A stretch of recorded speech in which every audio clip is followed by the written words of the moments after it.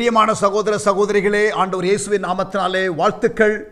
அருட்பணி அறைகூவல் நிகழ்ச்சிக்கு மறுபடியும் நான் உங்களை வரவேற்கின்றேன். போன சில எபிசோட்ஸில் நான் உங்களோடு கூட பேசின காரியம் இன்னும் நிறைவேற்றி முடிக்கப்படாத பணி. ஆண்டவர் இயேசு கொடுத்ததான பிரதான கட்டளையிலே தி அன்ஃபினிஷ்ட் டாஸ்க் என்ன என்பதை நாம் புள்ளி விவரங்களோடு கூட நான் உங்களோடு கூட பகிர்ந்து கொண்டேன். இன்னும் 4000 சந்திக்கப்படாத மக்கள் கூட்டங்கள் உலகத்திலே உண்டு. இந்தியாவிலே மாத்திரம் 2292 மக்கள் கூட்டங்கள். இந்தியாவிலே இருக்கிறதான 6,30,000 கிராமத்தில் கிட்டத்தட்ட 60-70% கிராமங்களிலே திருச்சபைகள் இல்லை. இது வருவாய் கிராமத்தை குறித்து பேசுகிற காரியம் மாத்திரம். இன்னும் குக்கிராமங்களை எடுத்துக்கொண்டால் பல லட்சம் திருச்சபைகள் இன்னும் தேவை. இப்படி எல்லா குக்கிராமத்திலும் சபை ஆரம்பிக்க வேண்டும் என்றால், தமிழ்நாட்டிலே மாத்திரம் இன்னும் 10,000 வருவாய் கிராமத்திலே திருச்சபை இல்லை. இந்த அவல நிலையை நாம் எங்கே போய் சொல்லுவது? இந்த தகவல்களை எல்லாம் நாம் பார்த்தோம். சந்திக்கப்படாத மக்கள் கூட்டங்கள், உலகத்தில் இருக்கிற 4000 மக்கள் கூட்டங்கள் எப்படி சந்திப்பது? தி அன்ஃபினிஷ்ட் டாஸ்க். அந்த காரியங்களை நாம் போன சில எபிசோடில் அதை அளவிட முடிந்தது. ஆனால் இதை எப்படி நிறைவேற்றி முடிப்பது? கடைசியாக போன வாரத்தில் ஆண்டவருடைய வருகையை துரிதப்படுத்துவதே நம்முடைய கரத்தில் இருக்கிறதான உத்தரவாதம் என்று சொல்லி முடித்தோம். இந்த எபிசோடில் what we need to do, பிராக்டிக்கலாக நாம் என்ன செய்ய வேண்டும், திருச்சபையோ கர்த்தருடைய பிள்ளைகளோ வாட் வி ஷுட் டூ, அதைத்தான் இன்றைக்கு பார்க்க போகிறோம். பல காரியங்கள் நாம் செய்ய வேண்டும்.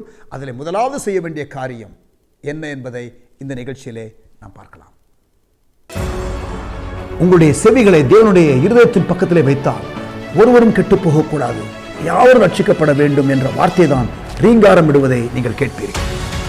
Not everybody is called to be a missionary, but every believer is called to be involved in missions. இந்த ராஜ்யத்தின் சுவிசேஷம் சகல ஜாதிகளுக்கும் அறிவிக்கப்படும். அப்பொழுது முடிவு. நான் ஒரு சாதாரண விசுவாசிதான், நான் எப்படி தேவனுடைய திட்டத்தில் ஈடுபடுவது? அந்நிய பாஷையின் அபிஷேகம் எதற்காக? அனைத்து பாஷையினரையும் சந்திப்பதற்காக. வட இந்திய ஊழியத்திற்காக நான் ஜெபிக்கிறேன், கொடுக்கிறேன். வேற என்ன செய்ய வேண்டும்? பிரதான கட்டளை என்பது முடிந்தால் செய்யுங்கள் என்று தேவன் சொல்லவில்லை, கண்டிப்பாக செய்ய கொடுத்த கட்டளை. அருட்பணி அறைகூவல், partnering with God in missions. சந்திக்கப்படாத மக்கள் கூட்டங்களை சந்திப்பது, இன்னும் சபையில்லாத கிராமங்களிலே சபைகளை ஆரம்பிப்பது, இந்த பிரதான கட்டளையை நிறைவேற்றுவது, ஆண்டவருடைய வருகையை துரிதப்படுத்துவதற்கு சபையிலே உள்ளதான நாம் தான் உத்தரவாதிகள் என்பதை நாம் ஏற்கனவே 2 பேதுரு 3ஆம் அதிகாரம் 12ஆம் வசனத்தை மேற்கோள் காட்டி நான் போன எபிசோடில் உங்களோடு கூட நான் பேசினேன். ராஜ்யத்தின் இந்த சுவிசேஷம் சகல ஜாதிகளுக்கும் அறிவிக்கப்படும், அப்பொழுது முடிவு வரும் என்பதையும் நாம் பார்த்துவிட்டோம். ஆண்டவருடைய வருகைக்கு முன்னதாக எல்லா மக்கள் கூட்டங்களுக்கும் சுவிசேஷம் அறிவிக்கப்படும். அது எந்த அளவுக்கு நாம் அறிவிக்கிறோமோ அந்த அளவுக்கு ஆண்டவருடைய வருகை இருக்கும். நாம் துரிதமாக அறிவித்து முடித்தால் ஆண்டவருடைய வருகை துரிதமாக இருக்கும். அதைத்தான் 2 பேதுரு 3:12 வாசிக்கிறோம். Speed is coming. Not only be prepared for his coming, but speed is coming. Right? இப்ப இந்த பணியை செய்வதற்கு திருச்சபை என்ன செய்ய வேண்டும்? முதல் கட்டமாக நாம் ஜெபிக்க வேண்டும். We must pray. ஏன் ஜெபிக்க வேண்டும், எப்படி ஜெபிக்க வேண்டும் என்பதை நாம் அடுத்த 2-3 எபிசோடில் நாம் பார்க்க போகிறோம். வேதத்திலே எப்படி ஜெபிக்க வேண்டும், ஏன் ஜெபிக்க வேண்டும், சந்திக்கப்படாத ஒரு மக்கள் கூட்டமோ அல்லது சபையில்லாத ஒரு எல்லையிலோ சபையை ஆரம்பிப்பதற்கு, ஊழியங்களை ஆரம்பிப்பதற்கு, சுவிசேஷத்தை அறிவிப்பதற்கு நாம் என்ன செய்ய வேண்டும் என்பதை குறித்து மிக தெளிவாக வேதத்திலே நமக்கு நிறைய ஆதார வசனங்கள் உண்டு. அதை நாம் அடுத்த இந்த நிகழ்ச்சியிலும் அடுத்த நிகழ்ச்சியிலும் தேவைப்பட்டால் அதற்கு அடுத்த நிகழ்ச்சியிலும் உங்களோடு கூட நான் பேச விரும்புகிறேன். இந்த ஜெபத்தை செய்வது ஒரு காரியம், அதோடு கூட நாம் சுவிசேஷத்தை அறிவிக்கிறதற்கு திட்டங்களை போட வேண்டும். பிறகு அப்படி அறிவிக்கிறதற்காக புறப்பட்டு போகிறதான மக்களை நாம் தாங்க வேண்டும். பொருளாதாரத்திலே ஃபைனான்சியல் சப்போர்ட், இதையெல்லாம் குறித்து வருகிற நாட்களிலே நாம் பேசுவோம். பிறகு இன்னும் கடந்து போக போக நாம் எப்படி சிறப்பாக செய்வது, அர்ப்பணி களத்தில் மிஷன் ஃபீல்டில் ஆக்சுவலாக நம்ம என்ன செய்ய வேண்டும்,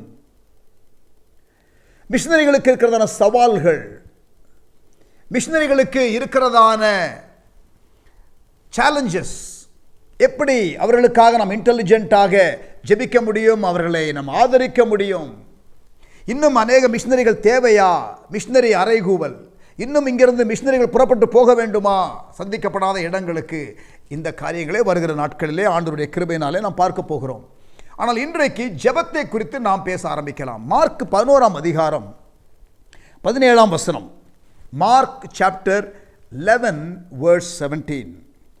என்னுடைய வீடு எல்லா ஜனங்களுக்கும் ஜெப வீடு என்னப்படும். இது இயேசுவினுடைய வார்த்தை. என்னுடைய வீடு எல்லா ஜனங்களுக்கும் ஜெப வீடு என்னப்படும் என்று எழுதியிருக்கவில்லையா? நீங்களோ அதை கள்ளர் குகையாக்கினீர்கள் என்று அவர்களுக்கு சொல்லி உபதேசித்தார். Jesus was upset when he came into the temple in Jerusalem. எருசலேம் தேவாலயத்திற்கு அவர் வந்த பொழுது அங்கே யூத ஓரவஞ்சத்தை அவர் பார்த்து அதை அவர் கண்டு சீறுகிறார். பிதாவின் வீடை குறித்து வெளிப்பாடு உள்ளதான இயேசு இங்கே பிதாவின் வீட்டின் லட்சணங்கள் இல்லையே என்பதை குறித்து ஆதங்கப்பட்டு ஆத்திரப்பட்டு அவர் சீறுகிறதை நாம் பார்க்கிறோம். இயேசு தேவாலயத்தை சுத்திகரிக்கிற காரியத்தை குறித்து பேச வேண்டும் என்றால் 2 முறை அவர் சுத்திகரிக்கிறார். ஒன்று, நீங்கள் யோவான் 2ஆம் அதிகாரத்திலே வாசிக்கலாம். John chapter 2. அவருடைய பப்ளிக் மினிஸ்ட்ரி ஆரம்பிக்கிற அந்த காலகட்டத்தில் பாருங்க, கானாவூர் திருமண அற்புதம் நடந்த பிறகு 2ஆம் அதிகாரம், யோவான் 2ஆம் அதிகாரம் 12ஆம் வசனம். அதன் பின்பு அவரும் அவருடைய தாயாரும் அவருடைய சகோதரரும் அவருடைய சீஷரும் கப்பர்நகூமுக்கு போய் அங்கே சில நாள் தங்கினார்கள். பின்பு யூதருடைய பஸ்கா பண்டிகை சமீபமாய் இருந்தது. அப்பொழுது இயேசு எருசலேமுக்கு போய், இயேசு பப்ளிக் மினிஸ்ட்ரிக்கு வந்ததற்கு பிறகு இப்பொழுது முதலாவது எருசலேமுக்கு வருகிறார். வந்து அங்கே பார்க்கும் பொழுது காசுக்காரருடைய அந்த காசுகளெல்லாம் கொட்டி கிடக்கிறது. அங்கே அவர் வந்து பார்க்கும்பொழுது தேவாலயம் தேவாலயமாக இல்லை, சபை சபையாக இல்லை, ஆண்டவருடைய நோக்கத்தை அது நிறைவேற்றவில்லை.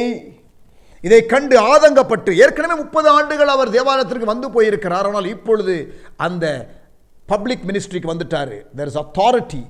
இப்பொழுது அவர் அங்கே புறாவிற்கிறவர்களை நோக்கி, இவைகளை விடத்திலிருந்து எடுத்துக்கொண்டு போங்கள், என் பிதாவின் வீட்டை வியாபார வீடாக்காதிருங்கள் என்று அவர் பேசுகிறார். அங்கே எல்லாரும் கேட்கிறார்கள், எந்த அதிகாரத்தோடு நீர் இதை செய்கிறீர் என்றெல்லாம் கேட்கிறார்கள். அந்த சம்பவத்திற்குள்ளே நான் இப்பொழுது போக விரும்பவில்லை. இது அவருடைய ஊழியத்தின் ஆரம்பத்தில். ஆனால் இப்பொழுது நாம் வாசிக்கிறதான இந்த சம்பவம், என்னுடைய வீடு சகல ஜனங்களுக்கும் ஜெப வீடு என்னப்படும் என்று இயேசு சொல்லுகிறதான இந்த வார்த்தை, இந்த சம்பவம் இயேசுனுடைய ஊழியத்திலே கடைசி வாரம், almost at the end of his 3 years of public ministry, அந்த டைமில் அவர் சொல்லுகிறார். ஏற்கனவே 3 வருடங்களுக்கு முன்பாக வார்னிங் கொடுத்திருக்கிறார். இப்பொழுது வந்து 3 ஆண்டுகளுக்கு பிறகு பார்க்கும்பொழுது இன்னும் மாறவில்லை. they have not changed. இதே வசனத்தை நீங்கள் மத்தேயு 21ஆம் அதிகாரம் 13ஆம் வசனம், லூக்கா 19ஆம் அதிகாரம் 46ஆம் வசனம், இங்கே மார்க் 11:17, திருப்பி சொல்லுகிறேன், மார்க் 11:17, மத்தேயு 21:13, லூக்கா 19:46. இந்த 3 சாப்டர்லையும் இந்த 3 வசனத்திலையும் ஜெப வீடு என்கிற காரியத்தையும் ஆண்டவர் இயேசு கோபப்படுகிறதையும் நாம் வாசிக்கிறோம். எல்லா ஜனங்களுக்கும் ஜெப வீடு. God's heart is for all peoples. எல்லா ஜனங்களுக்காக என்பதுதான் தேவனுடைய இருதய துடிப்பு. ஒருவரும் கெட்டு போகக்கூடாது, யாவரும் ரட்சிக்கப்பட வேண்டும் என்பதுதான் ஆண்டவருடைய இருதயத்தின் ராகமும் தாளமும். உங்களுடைய செவிகளை ஆண்டவருடைய இருதயத்தின் பக்கத்தில் வைத்தால் 2 வார்த்தைகள் ரீங்காரம் விடுவதை நீங்கள் கேட்பீர்கள். ஒருவரும் யாவரும் என்ற வார்த்தை ரீங்காரம் விடுவதை கேட்பீர்கள். ஒருவரும் கெட்டு போகக்கூடாது, யாவரும் ரட்சிக்கப்பட வேண்டும். 2 பேதுரு 3ஆம் அதிகாரம் 9ஆம் வசனம், 1 தீமோத்தேயு 2ஆம் அதிகாரம் 4ஆம் வசனம், ரெண்டையும் படித்து பாருங்கள். 1 Timothy chapter 2 and verse 4, 2 Peter chapter 3 and verse 9. All should come to the saving knowledge. None should perish. இந்த ஆண்டவருடைய இருதயத்தை நீங்கள் அறிந்து கொள்வீர்கள். முழு வேதாகமத்தை நீங்கள் சரியாக படிக்கும் பொழுது ஆண்டவர் எல்லா மக்கள் கூட்டங்கள் மீதும் கரிசனை உள்ளவராக இருக்கிறார் என்பதை நாம் அறிந்து கொள்வோம். இந்த இடத்துல இயேசு அங்கே தேவாலயத்தில் வந்து என்னுடைய வீடு எல்லா ஜனங்களுக்கும் ஜெப வீடு என்னப்படும். My house will be called a house of prayer for all peoples. For all peoples. எல்லா ஜனத்திற்கும் என்று அவர் சொல்லுகிறார். சரி, பைபிளிலேயே அதிகமான ஜெபங்கள் இருக்கிற புஸ்தகம் எது? 66 புஸ்தகம் இருக்கிறது. எந்த புஸ்தகம்? சங்கீதம். இருதயத்தை ஊற்றி ஜெபிக்கிறதான ஜெபங்களை நீங்கள் அங்கே பார்ப்பீர்கள். சங்கீதம் 51 மனம் திரும்புதலின் ஜெபம், சங்கீதம் 86 என்று நினைக்கிறேன் எழுப்புதல் ஜெபம், ரிவைவல் பிரேயர். இன்னும் பல ஜெபங்களை இருதயத்தை ஊற்றி அங்கே சங்கீதக்காரன் ஜெபிக்கிறதான ஜெபம். சங்கீதம் 73 பார்த்தால் அங்கே வேதனையோடு தேவனுடைய சமூகத்திலே புலம்புகிறதான சங்கீதக்காரனுடைய ஜெபத்தை நீங்கள் பார்க்கலாம். ஆனால் இந்த அதிகமான ஜெபங்கள் இருக்கிறதான இருதயத்தை ஊற்றி ஜெபிக்கிறதான புஸ்தகம் சங்கீதம், அதில் முதல் ஜெபம் என்ன தெரியுமா? What is the first prayer? சங்கீதம் 2:8. சங்கீதம் 2:8. என்னை கேளும், அப்பொழுது ஜாதிகளை உமக்கு சுதந்திரமாக, பூமியின் எல்லைகளை உமக்கு சொந்தமாக கொடுப்பேன். பூமியின் எல்லை, அப்புறம் ஜாதிகள். Ask of me and I will give you the nations and the ends of the earth your possession. Ends of the earth, பூமியின் எல்லை, அப்புறம் ஜாதிகள். பாருங்க, prayer, என்னை கேளும், ask of me, God says, and I will give you the nations. மக்கள் இனங்களுக்காக ஜெபிக்க வேண்டும், கேட்க வேண்டும். ஆமென். ஏன் ஜெபிக்க வேண்டும்? why we should pray? why we should pray? 2 கொரிந்தியர் 4ஆம் அதிகாரம் 4ஆம் வசனம். 2 Corinthians chapter 4 and verse 4. தேவனுடைய சாயலாய் இருக்கிற கிறிஸ்துவின் மகிமையான சுவிசேஷத்தின் ஒளி அவிசுவாசிகளாகிய அவர்களுக்கு பிரகாசமாய் இராதபடிக்கு பிரபஞ்சத்தின் தேவனானவன் அவர்களுடைய மனதை குருடாக்கினார். சுவிசேஷத்தின் ஒளியை பார்க்கக்கூடாதபடிக்கு சந்திக்கப்படாத மக்கள் கூட்டங்கள், இன்னும் சபை ஆரம்பிக்கப்படாத கிராமங்கள், அங்கே சிதறப்பட்ட ஆடுகளைப் போல இருக்கிறார்கள், மேய்ப்பனில்லாத ஆடுகளைப் போல இருக்கிறார்கள், தொய்ந்து போய் இருக்கிறார்கள். அப்படிப்பட்டதான மக்கள், அவர்களுடைய மனக்கண்களை பிசாசு குருடாக்கி வைத்திருக்கிறான். அவிசுவாசிகளாகி அவர்களுக்கு பிரகாசமாய் இராதபடிக்கு இப்பிரபஞ்சத்தின் தேவனானவன் அவருடைய மனதை குருடாக்கினான். இந்த குருடாக்கப்பட்ட மனது இருக்கிறதே, அதை திறப்பதற்காக, அவருடைய கண்களை திறப்பதற்காக, அவருடைய மனதை திறப்பதற்காக நாம் ஜெபிக்க வேண்டும். ஆமென். we must pray for unreached people group. சந்திக்கப்படாத மக்கள் கூட்டங்களுக்காக நாம் ஜெபிக்க வேண்டும். அப்போஸ்தலர் 26ஆம் அதிகாரத்திற்கு வருவோம். பவுலனுடைய அந்த அழைப்பை குறித்து நாம் வாசிக்க போகிறோம். 26ஆம் அதிகாரம் 16 to 18. Acts chapter 26 verses 16 to 18. ஆண்டவர் பவுலுக்கு கொடுக்கிற அழைப்பு. இப்பொழுது நீ எழுந்து, கவனிங்க, பவுல் ரட்சிக்கப்படும் பொழுது, சந்திக்கப்படும் பொழுது ஏற்பட்டதான சம்பவம். ஆண்டவர் சொல்லுகிறார், இப்பொழுது நீ எழுந்து காலூன்றி நெல், நீ கண்டவைகளையும் நான் உனக்கு தரிசனமாய் காண்பிக்கப் போகிறவைகளையும் குறித்து உன்னை ஊழியக்காரனாகவும் சாட்சியாகவும் ஏற்படுத்துகிறதற்காக உனக்கு தரிசனமானேன். உன் சுய ஜனத்தாரினிடத்தினின்றும் அந்நிய ஜனத்தாரினிடத்தினின்றும் உன்னை விடுதலையாக்கி அவர்களை என்னை பற்றும் விசுவாசத்தினாலே பாவ மன்னிப்பையும் பரிசுத்தமாக்கப்பட்டவர்களுக்குரிய சுதந்திரத்தையும் பெற்றுக்கொள்ளும்படியாக அவர்கள் யாரு? அந்த யாரிடத்திலே பவுல் அனுப்பப்பட போகிறாரோ அவர்கள் இருளை விட்டு ஒளியிடத்திற்கு, சாத்தானுடைய அதிகாரத்தை விட்டு தேவனிடத்திற்கு திரும்பும்படி நீ, பவுலாகிய நீ, அவர்களுடைய கண்களை திறக்கும் பொருட்டு இப்பொழுது உன்னை அவரிடத்திற்கு அனுப்புகிறேன். அவருடைய கண்கள் திறக்கப்படுவதற்காக நான் உன்னை அவர்களிடத்திலே அனுப்புகிறேன் என்று ஆண்டவர் பவுலை அழைக்கும் பொழுது சொல்கிறார். ஒரு மிஷனரியாக அழைக்கப்படுகிற பவுலுக்கு தேவன் சொல்கிறார் அவருடைய கண்களை திறப்பதற்காக. பிசாசானவன் கண்களை குருடாக்கி வைத்திருக்கிறான், மனக்கண்களை குருடாக்கி வைத்திருக்கிறான் இப்பிரபஞ்சத்தின் அதிபதி. ஆகவே ஜெபிக்க வேண்டும். சந்திக்கப்படாத மக்கள் கூட்டங்களுக்காக ஜெபிக்க வேண்டும். சங்கீதம் 2:8, ஜாதிகளை கேள் நான் உனக்கு தருவேன், பூமியின் எல்லையை கேள் நான் உனக்கு தருவேன் என்று ஆண்டவர் நமக்கு சொல்லியிருக்கிறார்.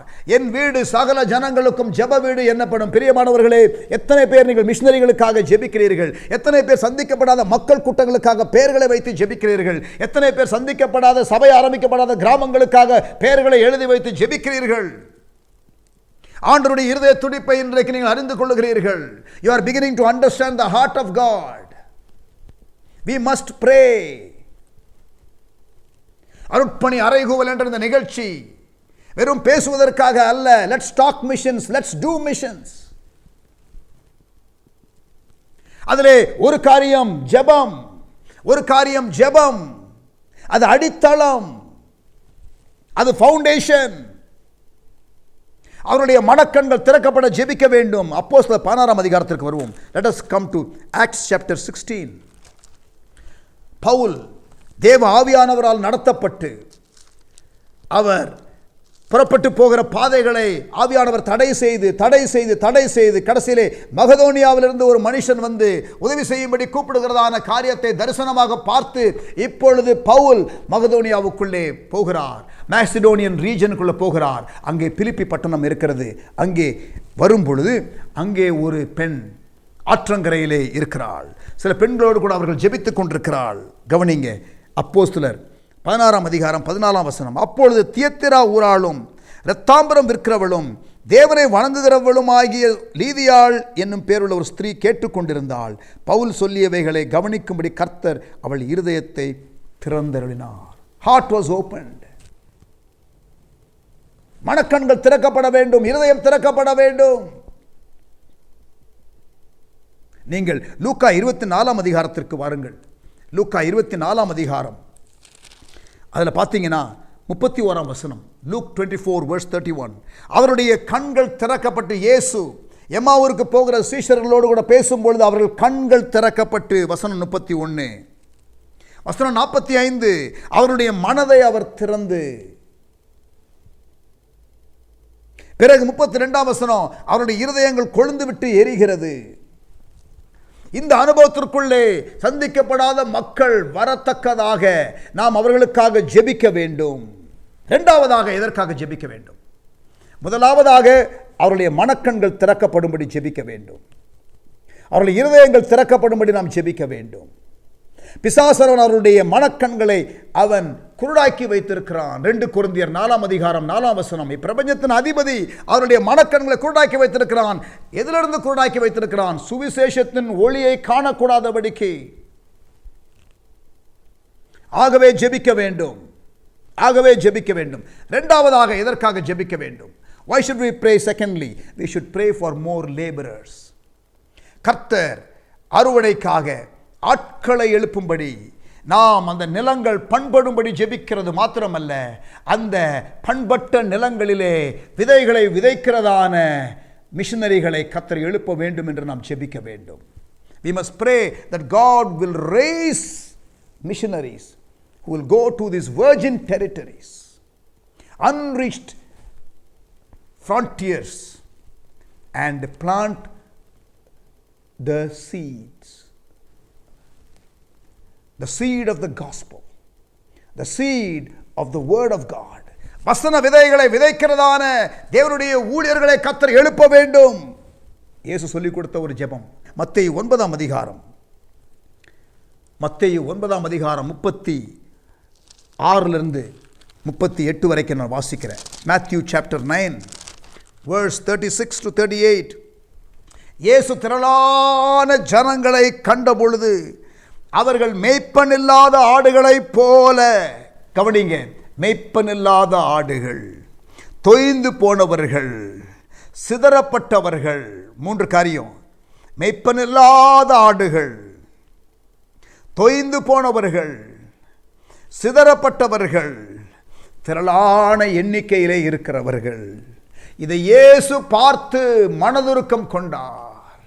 அன்ரீச்ட் பீப்புள் குரூப்பை குறித்ததான இன்ஃபர்மேஷன், சந்திக்கப்படாத மக்கள் கூட்டங்களை குறித்ததான தகவல்கள் வரும்பொழுது இயேசுவுக்கு ஏற்பட்டதான மனதுருக்கத்தை போல, அருமையான கர்த்தருடைய பிள்ளைகளே, அருமையான தேவனுடைய ஊழியர்களே, நீங்கள் இதை கேட்கும் பொழுது, நீங்கள் இந்த சவாலை கேட்கும் பொழுது, நீங்கள் சந்திக்கப்படாத மக்கள் கூட்டங்களை குறித்து சிந்திக்க ஆரம்பியுங்கள். இந்தியாவிலே 2292 மக்கள் கூட்டங்கள் இன்னும் சந்திக்கப்படவில்லை. ஏராளமான மக்கள் அங்கே இருக்கிறார்கள். சிதறப்பட்டவர்கள், தொய்ந்து போனவர்கள், மேய்ப்பனில்லாதவர்கள், பெரிய எண்ணிக்கையிலே உள்ளவர்கள். இயேசுவுக்கு ஏற்பட்ட மனதுருக்கம் நமக்கும் உண்டாவதாக. இயேசுவுக்கு ஏற்பட்ட மனதுருக்கம் நமக்கும் உண்டாவதாக. அதை நீங்கள் அங்கே வாசிக்கிறீர்கள். 36ஆம் வசனத்தில் மனதுருகி, 37ஆம் வசனத்தில் தம்முடைய சீஷர்களை நோக்கி, அறுப்பு மிகுதி, வேலையாட்களோ கொஞ்சம். Harvest is plentiful, laborers are few. Therefore, pray to the Lord of the harvest that he will send forth laborers. அங்கே நீ அறுப்புக்கு எஜமான் தமது அறுப்புக்கு வேலையாட்களை அனுப்பும்படி அவரை வேண்டிக் கொள்ளுங்கள். Pray. இது ஜீசஸ் கொடுத்த prayer request. That God should raise laborers. இந்தியாவில், வட இந்தியாவில் குறிப்பாக சந்திக்கப்படாத மக்கள் கூட்டங்கள் நடுவே மிஷனரிகளாக போவதற்கு கர்த்தர் அநேகரை அழைக்கத்தக்கதாக நீங்கள் ஜெபியுங்கள். மிஷனரிகளுக்காக ஜெபிக்கும் பொழுது கர்த்தர் எழுப்புவாரா மிஷனரிகளை? எஸ், நிச்சயமாக எழுப்புவார். வாசிக்கலாமா ஒரு சம்பவத்தை? இன்ஃபேக்ட் நீங்கள் அப்போஸ்தலர் 16ஆம் அதிகாரத்திலேயே பார்த்தீங்கன்னா, அந்த லீதியாலும் சில ஸ்திரீகளும் ஜெபித்து கொண்டே இருந்தார்கள். அங்கே சபை கிடையாது. எப்படியோ ஒரு கூட்டத்தை கர்த்தர் எழுப்பியிருக்கார் பாருங்க ஜெபிக்கிறதற்கு. அங்கே ஜெபிச்சு கொண்டே இருக்கிறாங்க. அந்த ஜெபத்தின் பலன்தான், பதில்தான் பவுல் அங்கே மிஷனரியாக போகிறதற்கு ஆவியானவருடைய நடத்துதலை பெற்றுக்கொள்கிறார். இன்னொரு சம்பவத்தை வாசித்து நாம் முடிக்கலாம். யாத்திராகமம் 2ஆம் அதிகாரம் பின்பகுதி 23ஆம் வசனத்திலிருந்து வாசிக்கிறேன். Exodus chapter 2 verse 23. சில காலம் சென்ற பின் எகிப்தின் ராஜா மரித்தான். இஸ்ரவேல் புத்திரர் அடிமைத்தனத்தினாலே தவித்து முறையிட்டு கொண்டிருந்தார்கள். அவர்கள் அடிமைத்தனத்திலிருந்து முறையிடும் சத்தம் தேவ சந்நிதியிலே எட்டினது. 430 வருஷம் அடிமைகளாக இருக்கிறதான இஸ்ரவேல் ஜனங்கள் எகிப்தில் ஜெபிக்கிறார்கள். அவர்களுடைய அந்த முறையிடும் சத்தம் தேவ சந்நிதியிலே எட்டினது. The sound of intercession was heard in the presence of God. தேவன் அவர்கள் பெருமூச்சை கேட்டு, ஆமென். அடுத்து 3ஆம் அதிகாரத்தில் பாருங்க, சீன் மாறுது. Scene changes. Now God is appearing to Moses in the wilderness and the call of God for Moses comes. The call of God for Moses is connected with the prayer of God's people in Exodus chapter 2. Exodus chapter 3ல மோசேயுடைய அழைப்பு இருக்கிறதே, அதற்கு பின்னணி என்ன தெரியுமா? யாத்திராகமம் 2ஆம் அதிகாரத்தில் இஸ்ரவேல் ஜனங்கள் ஜெபித்த ஜெபம். நீங்கள் ஜெபிக்க நான் ஜெபிக்க கர்த்தர் மோசேக்களை எழுப்புவார். தேசத்தை விடுவிக்கக்கூடிய மோசேக்களை கர்த்தர் எழுப்புவார். அறுவடை மிகுதி, ஆட்கள் கொஞ்சம், நீங்கள் ஜெபியுங்கள் என்று ஆண்டவர் சொன்னார். ஹல்லேலூயா. நீங்கள் மிஷனரிகளுக்காக ஜெபிக்கிறதற்கு பிரேயர் கைடு உங்களுக்கு வேணுமா? எங்களுடைய வாட்ஸ்அப் எண்ணில் நீங்கள் கான்டாக்ட் பண்ணுங்கள். உங்களுடைய விலாசத்தை எங்களுக்கு சொல்லுங்கள். we will send you prayer guides. எங்களுடைய ஜெப கையேடுகளை அப் டு டேட் மிஷனரிகளுடைய புகைப்படங்களோடு அவருடைய ஜெப குறிப்புகளை நான் உங்களுக்கு அனுப்பி தருவோம். ஆமென். மிஷனரிகளுக்காக ஜெபிக்க, இன்னும் ஊழியர்களை கர்த்தர் எழுப்ப ஜெபிக்க நீங்கள் உங்களை ஒப்புக்கொடுங்கள். சந்திக்கப்படாத மக்கள் கூட்டங்களுக்காக ஜெபிக்க வேண்டும். அதை குறித்த தகவல்களையும் அடுத்த எபிசோடில் உங்களோடு கூட நான் பேசுகிறேன். இன்றைய கர்த்தர் நம்மோடு கூட பேசியிருக்கிறார். ஜெபிக்க ஒப்புக் கொடுங்க. ஒவ்வொரு நாளும் ஒரு 15 நிமிடம் மிஷனரிகளுக்காக ஜெபிக்க ஒப்புக் கொடுக்க முடியுமா? குறைந்தபட்சம் ஒரு விசுவாசி 1 மணி நேரம் ஜெபிக்கணும் ஒரு நாளைக்கு. ஒரு 15 நிமிடம் மிஷனரிகளுக்காக ஜெபிக்க ஒப்புக் கொடுக்க முடியுமா? பிரியமானவர்களே, உங்களை நான் அன்போடு கேட்டுக்கொள்கிறேன். ஆண்டவருடைய இருதயம் அது. என் வீடு சகல ஜனங்களுக்கும் ஜெப வீடு என்னப்படும். ஜெபிக்கலாமா? தகப்பனே, எங்களோடு பேசின வார்த்தைகளுக்காக உமக்கு ஸ்தோத்திரம். ஆண்டவரே, பார்த்து கொண்டிருக்கிற கேட்டுக்கொண்டிருக்கிற ஒவ்வொரு கர்த்தருடைய பிள்ளைகளையும் ஆசீர்வதியும். ஒரு ஜெப வாஞ்சையை போடும், ஒரு ஜெப ஆண்டவரே விருப்பத்தை போடும், ஒரு ஜெப ஒழுக்கத்திற்குள் அவர்கள் கடந்து வர உதவி செய்யும். சந்திக்கப்படாத மக்கள் கூட்டங்கள் ஏராளமாக இருக்கிறதே, அவைகள் சந்திக்கப்பட வேண்டுமே. Thank you Lord. எங்களோடு பேசின வார்த்தைகளுக்காக உமக்கு ஸ்தோத்திரம். இயேசுவின் நாமத்தில் ஜெபிக்கிறோம் எங்கள் நல்ல பிதாவே. பிரியமானவர்களே, கர்த்தர் உங்களை ஆசீர்வதிப்பாராக. அடுத்த நிகழ்ச்சியில் தொடர்ந்து ஜெபத்தை குறித்து உங்களோடு கூட நான் பேச விரும்புகிறேன். God bless you.